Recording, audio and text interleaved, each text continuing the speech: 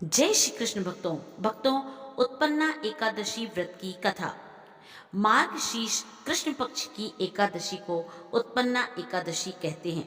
सूत जी कहने लगे, हे ऋषियों, इस व्रत का वृत्तांत और उत्पत्ति प्राचीन काल में भगवान कृष्ण ने अपने परम भक्त युधिष्ठिर से कही थी, वही मैं आपसे कहता हूँ। एक समय युधिष्ठिर ने भगवान से पूछा था, एकादशी व्रत किस विधि विधान से किया जाता है और उसका क्या फल प्राप्त होता है? उपवास के दिन जो क्रिया की जाती है, आप कृपा करके मुझसे कहिए। यह वचन सुनकर श्री कृष्ण कहने लगे, हे युधिष्ठिर, मैं तुमसे एकादशी के व्रत का महात्म्य कहता हूँ, तो सुनो। सर्वप्रथम हेमंत ऋतु में मार्गशीर्ष कृष्ण एकादशी से इस व्रत को प्रारंभ किया जाता है। दशमी को सायंकाल भोजन के पश्चात अच्छी प्रकार से दातुन आदि करने के बाद अन्न का अंश मुंह में ना रह जाए, रात्रि को भोजन कदापि न करें, ना अधिक बोलें। एकादशी के दिन प्रातःकाल 4 बजे उठकर सबसे पहले व्रत का संकल्प करें। इसके पश्चात शौच आदि से निवृत्त होकर शुद्ध जल से स्नान करें। व्रत करने वाला चोर, पाखंडी, पर स्त्रीग्रामी, निंदक, मिथ्याभाषी तथा किसी भी प्रकार के पापी से बात बिल्कुल भी ना करे। स्नान के पश्चात धूप, दीप, नैवेद्य आदि 16 चीजों से भगवान का पूजन करे और रात को दीपदान करे। रात्रि में सोना या प्रसंग नहीं करना चाहिए। सारी रात भजन कीर्तन आदि करना चाहिए। जो कुछ पहले जाने अनजाने में पाप हो गए हैं, उनकी क्षमा याचना भी करनी चाहिए। धर्मात्मा पुरुषों को कृष्ण और शुक्ल दोनों पक्षों की एकादशी का महत्व समझना चाहिए। जो मनुष्य विधि के अनुसार एकादशी व्रत करते हैं, उन्हें शंखोद्वार तीर्थ में स्नान करके भगवान के दर्शन करने से जो फल की प्राप्ति होती है, वह एकादशी व्रत के 16वें भाग के समान भी नहीं है। व्यतिपात के दिन दान देने वाला लाख गुना फल होता है। संक्रांति से 4 लाख गुना तथा सूर्य ग्रहण में स्नान दान से जो पुण्य प्राप्त होता है, वही पुण्य एकादशी के दिन व्रत करने से मिलता है।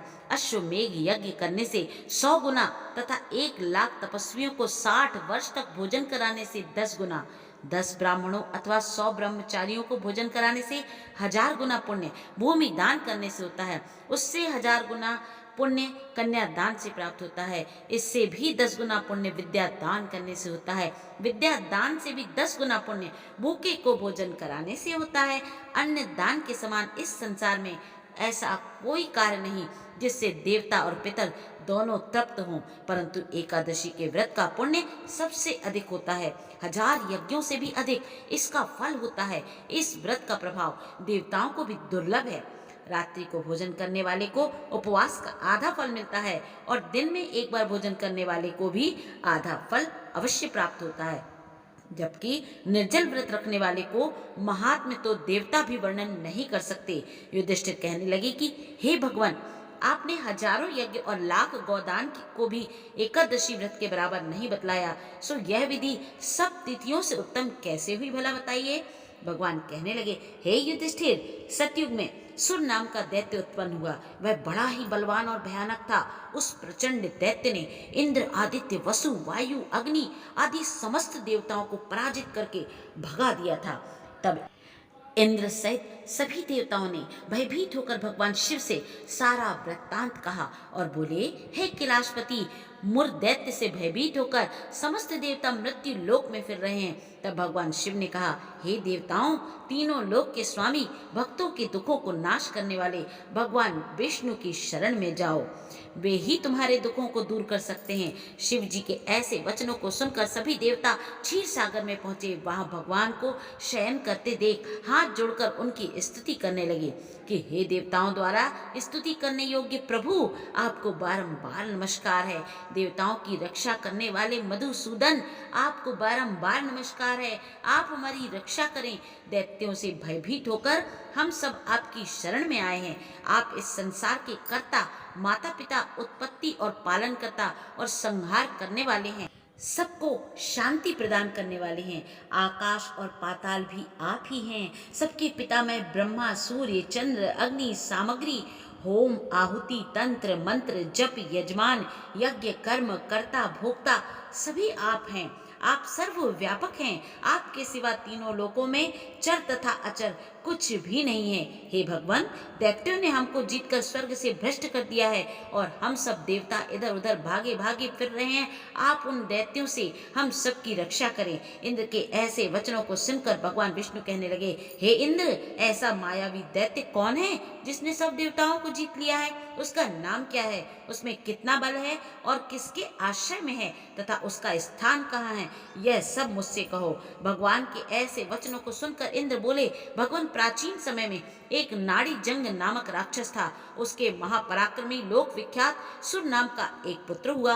उसकी चंद्रावती नाम की नगरी, उसी ने सब देवताओं को स्वर्ग से निकालकर वहां अपने अधिकार जमा लिया। उसने इंद्र, अग्नि, वरुण, यम, वायु, ईश, चंद्रमा, नेतृत्व आदि सबके स्थान पर अधिकार कर लिया है। सूर्य बनकर स्वयं ही प्रकाश करता है, स्वयं ही मेघ बन बैठा है और सबसे अजेय है। हे असुर निकंदन, उस दुष्ट को मारकर देवताओं को अजेय बनाइए। यह वचन सुनकर भगवान ने कहा, हे देवताओं, मैं शीघ्र ही उसका संहार करूंगा।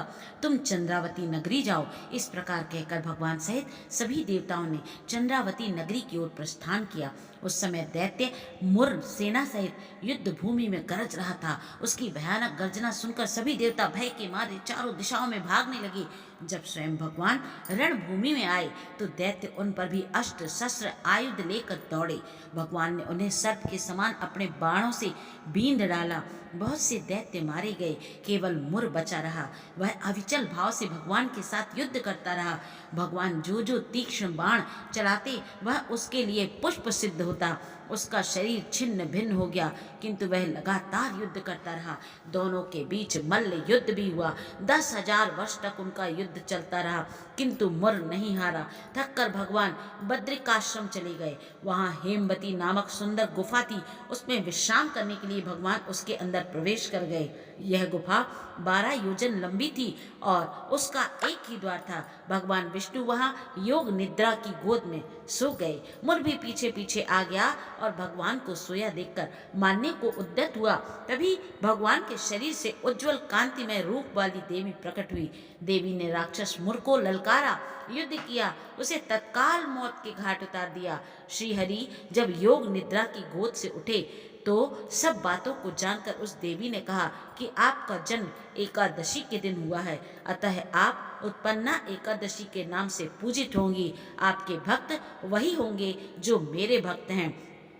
तो भक्तों, इस प्रकार से एकादशी माता की उत्पत्ति भी हुई और राक्षस मुर का नाश भी हुआ और इस प्रकार से देवता राक्षस के चंगुल से मुक्त हुए। भक्तों, आप भी एकादशी व्रत का विधि विधान पूर्वक पालन कीजिए, कथा श्रवण कीजिए। जय श्री कृष्ण भक्तों।